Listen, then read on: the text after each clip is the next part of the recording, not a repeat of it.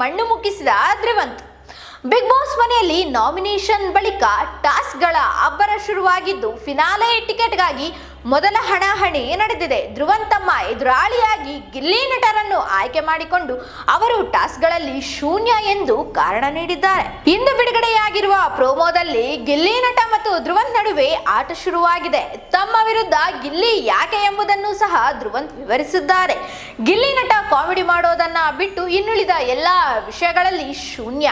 Task ಮತ್ತು ಬೇರಾವ ನಿರ್ಧಾರ ತೆಗೆದುಕೊಳ್ಳುವಲ್ಲಿ ಗಿಲ್ಲಿ ಅವರ ಹೊಣೆಗಾರಿಕೆಯನ್ನು ನಾನು ನೋಡಿಲ್ಲ ಎಂದು ಕಾರಣವನ್ನು ನೀಡಿದ್ದಾರೆ. ಈ ಟಾಸ್ಕ್ ನಲ್ಲಿ ಸೋಲುವ ಸ್ಪರ್ಧಿ ಫಿನಾಲೆ ಟಿಕೆಟ್ ಪಡೆಯುವ ಮುಂದಿನ ಆಟದಿಂದ ಹೊರಗೆ ಉಳಿಯುತ್ತಾರೆ. ಇದರಿಂದ ಧ್ರುವಂತ್ ಮತ್ತು ಗಿಲ್ಲಿ ನಟ ಇಬ್ಬರಿಗೂ ಆ ಆಟ ಅತ್ಯಂತ ಮಹತ್ವದಾಗಿದೆ.